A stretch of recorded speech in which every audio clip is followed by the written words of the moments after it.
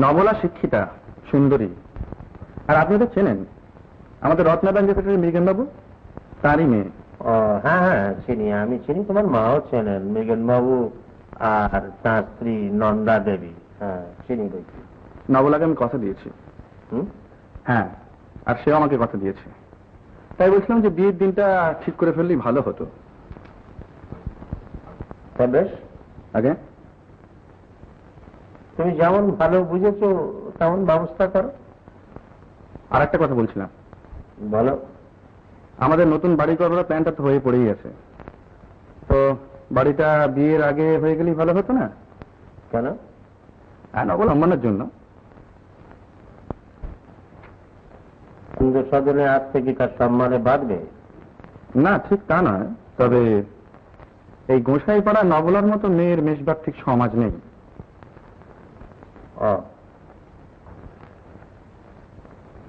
বিয়েটা আগে হয়ে যাক, পরে বাড়ির কথাটা ভাবা যাবে। আগে বিয়ে পরে বাড়ি, কিন্তু এরকম শর্ত হলে আমি নবলার কাছে মুখ দেখতে পারবো না। তাহলে মুখ দেখিও না। একটা কথা জেনে রেখো, বাড়ি হতে পারে কিন্তু বিয়ে হতে পারে না। কেন? কি অপরাধে? অনেক। নন্দাকে আমি চিনি, তার মেয়ে আনন্দ সাধনের বউ হতে পারে না। তুমি নবলার সঙ্গে মিশতে গেলে কেন? মেশবার যোগ্য বলে। তবে স্বরূপা নিয়ে এতদিন মেলামেশা করলে কেন? স্বরূপা? স্বরূপের মধ্যে আছে কি করে? এর মধ্যেও নয়, পরেও নয়, সবার আগে স্বরূপার কথা। এমন ভাব দেখাচ্ছ যেন তুমি স্বরূপাকে চেনো না। চিনবো না কেন? সাবানওয়ালা রাধেশ বাবুর মেয়ে। সংসারে কোনো কাজই ছোট নয়, কাজের জন্য কোনো মানুষই ছোট হয় না। যারা মানুষকে ছোট করে তারাই ছোট। আর কেন সেই বাড়িতে আসে তা তুমি জানো না?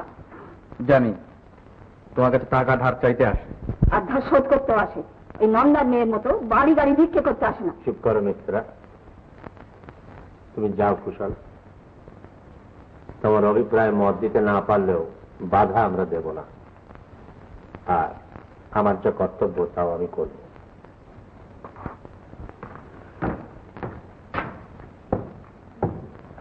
মিত্রা,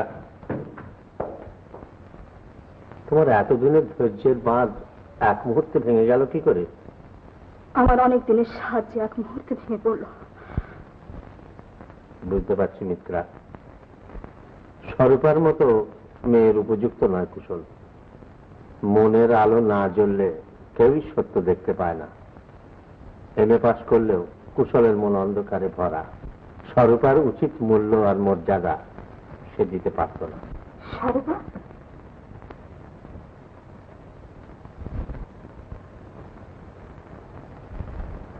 কতক্ষণ এসেছিস স্বরূপা? অনেকক্ষণ। সব শুনেছিস? তুই এখানে কেন আসিস স্বরূপা? আপনারা আসতে দেন তাই আসি, আর কোনো কারণ নেই। বল স্বরূপা, এতদিন দেখে তোকে বুঝতে আমার ভুল হয়েছে বলে মনে হয় না? না মাসিমা, আপনার কোনো ভুল হয়নি। সত্যি বলছিস? হ্যাঁ। তুই জানিস নন্দার মেয়ে নবলার সঙ্গে মেলামেশা, তবু তোর মন খারাপ হয় না? জানি না, কুশলকে দেখতে ইচ্ছে করে তাই না? সত্যি বলতো। মনে হয় কুশলটা বড় একা। বুঝেছি। কুশলকে এসব কথা বলেছিস? না। তবে আমার একটা কথা শোন স্বরূপা। বলুন। তুই বাড়ি যা, আর কখন এখানে আসিস না। মাসিমা, আমি না ডাকলে আর আসিস না।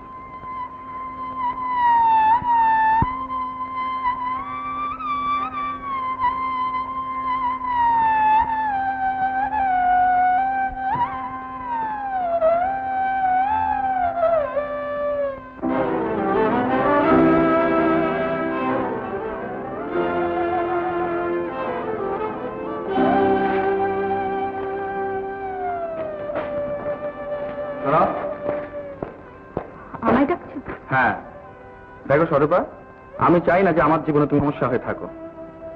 বুঝতে পারলাম না, তোমার জীবনের সমস্যা আমি, না আমার জীবনের সমস্যা তুমি? তোমাকে জীবনে বাদ দিয়ে আমি সুখী হতে চাই। আমি তো তোমার সুখের পথে বাধা নই।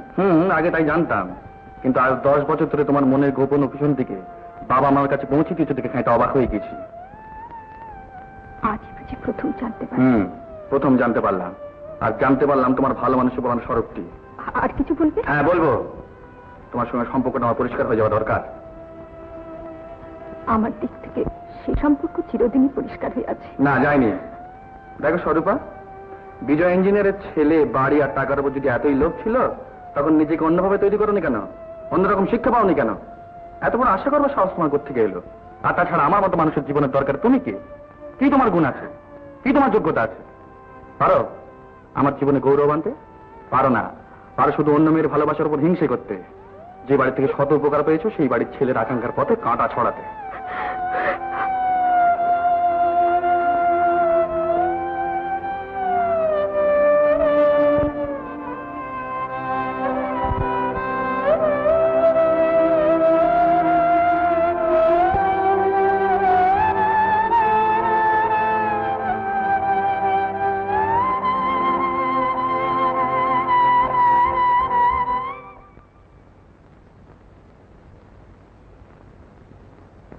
কি হয়েছে কি? এত ভিড় কেন? ব্যাপারটা কি? লাল বাতি গণেশ উঠতেছে। চুরি মশাই স্রেফ আমি কালী টাকা জমা দিয়েছি। কি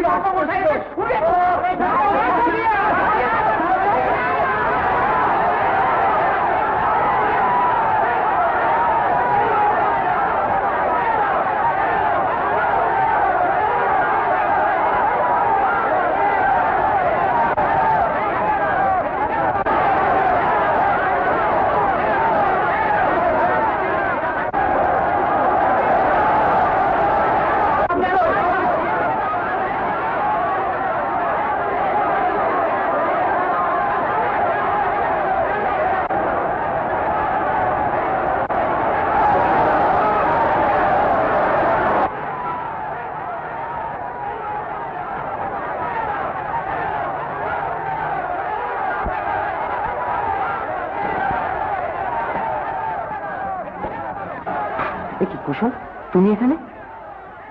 আমার সর্বনাশ দেখছে রীতিনাথ।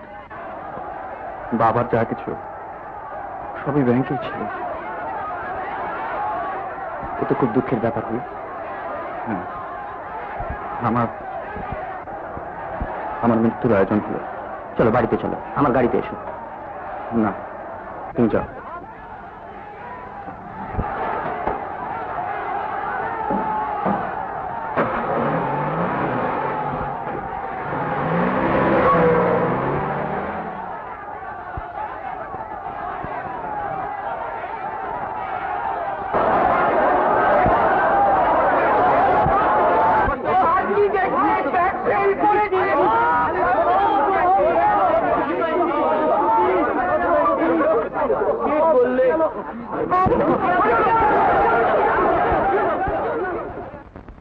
দুটো দিন তো কেটে গেল ওইভাবেই কেদারনাথে।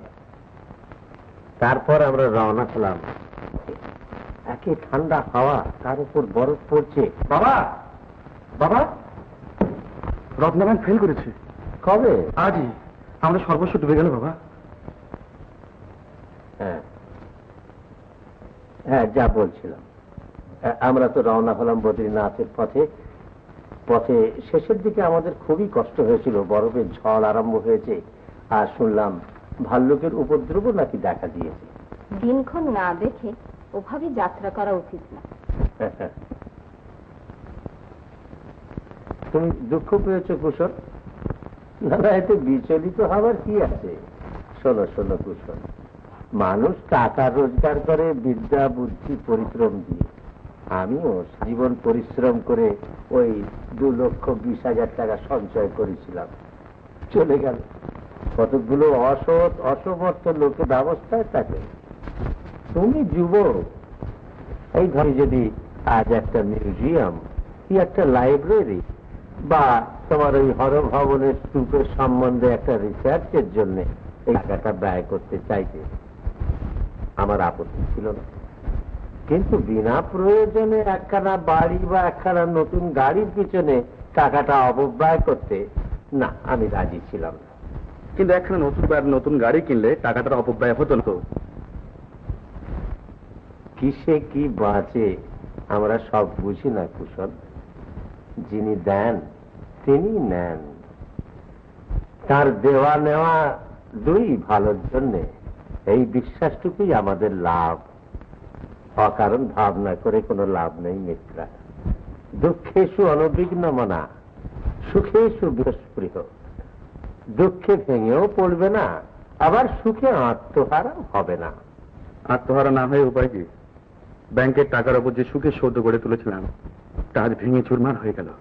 বাপের টাকার উপর যে সুখ গড়ে ওঠে দেখে না কুশল। কথামালা সেই গল্পটা মনে পড়ে গেল। এক কৃপণে কিছু গুপ্তধন মাটিতে পোতা ছিল, সেটা ভোগে এলো না, চুরিও হয়ে গেল। অথচ এই বিশ্বাস রয়ে গেল যে নিজে ঘরে যাও।